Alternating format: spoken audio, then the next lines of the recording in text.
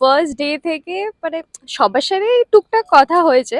কুসুমের সাথে আমার একটু বেশি ভালো বন্ডিং।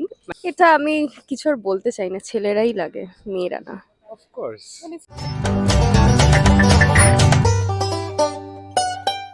এই মুহূর্তে আমি রয়েছি কুসুমের সেটে এবং আমার সাথে রয়েছে নবদম্পতি, বলা যেতেই পারে তো। আরামসে। এবং আমরা জানি যে মেয়েদের বিয়ের পরে অনেক কিছু চেঞ্জেস আসে, বাট ছেলের মধ্যে কিন্তু অনেক বেশি চেঞ্জেস দেখতে পাচ্ছি। কি বলবে সেটা নিয়ে? বল। আগে বরকে নিয়ে বলো, বিয়ের আগে আর বিয়ের পরে কতটা পাল্টেছে? বিয়ের আগেও বর ভালোবাসতো, বিয়ের পরও ভালোবাসছে, এটা নতুন না। তবে হ্যাঁ, অনেক বেশি দায়িত্ব নিতে শিখেছে এখন, অফিসের কাজে একটু মন টন দিচ্ছে। বইয়ের দিকে তো মন আছেই। হ্যাঁ, আমার কাছে আছে। সেটা হচ্ছে না, অনুশ্রীর আগে যে ঈশান ছিল, সেই ঈশানের একটা মানে ও কিছু ভাবতো না, না ভেবেই সব কাজ করে নিত। এই যে যেখানে রসনে সব সব সিনস গুলো গেছিল, যেখানে রসন আমাকে মদ খাই দিচ্ছে, আমি সেটা খেয়ে নিয়ে রাগের চোটে অফিসে বাওয়াল করে দিচ্ছি। তো সেই ইনম্যাচিওরিটিটা ছিল। তা অনুশ্রী আসার পর সেই জায়গাটা পাল্টেছে, একটু ম্যাচিওর, একটু ভেবে চিন্তে আমি কাজ করতে শিখেছি। তাই জন্য হয়তো সেইভাবে তোমরা ক্যারেক্টার শিফটটাও দেখতে পাচ্ছ আমার মধ্যে, লুকটাও তো দেখতে পাচ্ছ অনেকটা চেঞ্জ হয়েছে। তো সেই জায়গা থেকে হ্যাঁ, ঈশান এখন একটু ম্যাচিওর হয়েছে। আর পাশে একজন এত সুন্দরী বউ রয়েছে, তাকে কি কমপ্লিমেন্ট দেওয়া হয়েছে? কমপ্লিমেন্ট কি দিয়েছে তোমাকে একবার?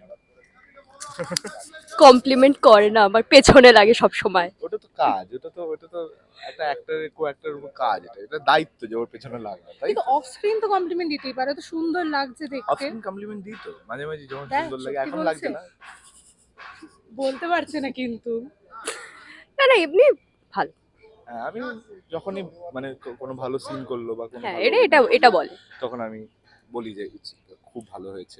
তারপরে কিছু কিছু জায়গায় ও বলে যে আমাকে এটা হেল্প একটু করে, অ্যাড কর, আমি ওকে এটা হেল্প একটু করি। অ্যাড কর, এটা করে। বন্ডিং, এটাই তো বন্ডিং। একদম। তাছাড়াও এখন তুমি গাঙ্গুলি পরিবারের সদস্য, পরিবারটাকে কেমন লাগছে? পরিবার তোমাকে কতটা অ্যাকসেপ্ট করে নিয়েছে অ্যাজ এ নববধূ?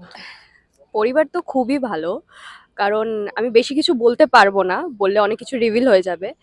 তো তার জন্য দেখতে হবে কুসুম।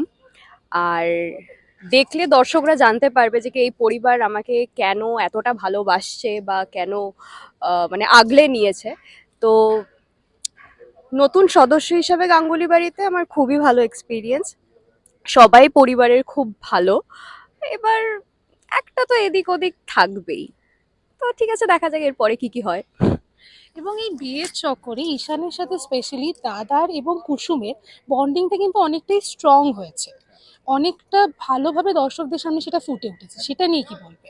দেখো, আমাদের অ্যাক্টার্সদের কাজ হচ্ছে সব বন্ডিংকে এস্টাবলিশ করা সিনে।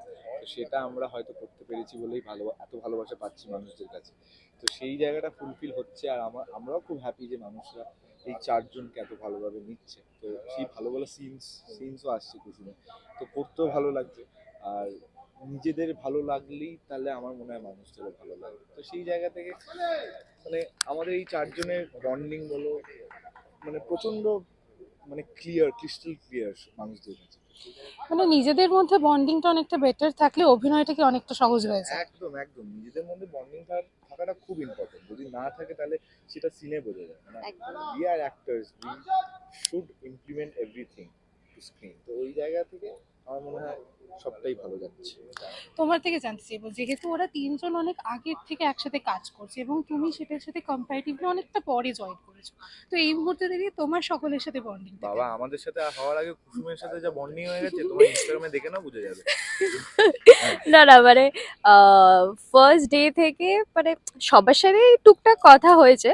কুসুমের সাথে আমার একটু বেশি ভালো বন্ডিং, মানে আর্যর সাথে, সপ্তর্ষিদার সাথে তো আছেই, কিন্তু কুসুম আর আমি যেই তো মানে Same makeup room. Same Age makeup অনেকটা। রুম আর সেম এজ না, আমি ওর থেকে একটু বড়। তো মানে ওর সাথে আমার একটু খুনসুটি ব্যাপারটা, মানে সবকিছু খুবই আমরা মজা করি, চিল করি আর কি। আচ্ছা, এখন যদি আমি ধরে নিই যে তুমি আর কুসুম একটা টিমে, হুম। আয়ুষ্মান আর ঈশানদা আরেকটা টিমে, তো মেয়েরা বেশি ছেলেদের পেছনে লাগে না ছেলেরা বেশি মেয়েদের পেছনে, মানে কে কার পেছনে এই বেশি উত্তর লাগে? সবাই জানে মনে হয়। এটা আমি কিছু আর বলতে চাই না, ছেলেরাই লাগে, মেয়েরা না। অফকোর্স। মানে ছেলেরা বেশি বাজরামো করে? একদম একদম। মানে আমরা হয়তো কোনো সময় এরকম চুপ করেও বসে আছি, এসে একটা খোঁচা মেরে চলে গেল, মানে আমরা চুপ থাকতেই পারবো না, এরকম একটা ব্যাপার। কিন্তু হ্যাঁ, মানে দেখো কাজের জায়গায় কাজও হবে, মজাও হবে, সবটাই হবে।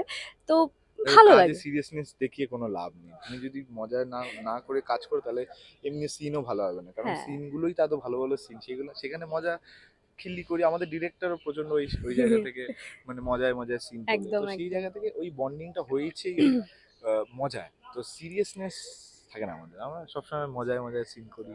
হ্যালো। আমি বলবো নতুন বছর খুব ভালো কাটুক।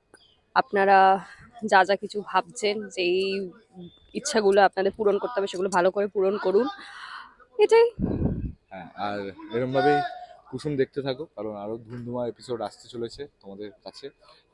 সবার রেজলিউশন যেন সবার পূরণ হয় এই বছর, আর সবাই সেফলি বছরটা কাটাবে, আর এরমভাবেই কুসুমকে ভালোবাসা দিতে থাকবে, আর আমরা যেন আনবিটেবল স্লট লিডার হয়ে থাকি সারাটা মানে সিরিয়াল জুড়ে।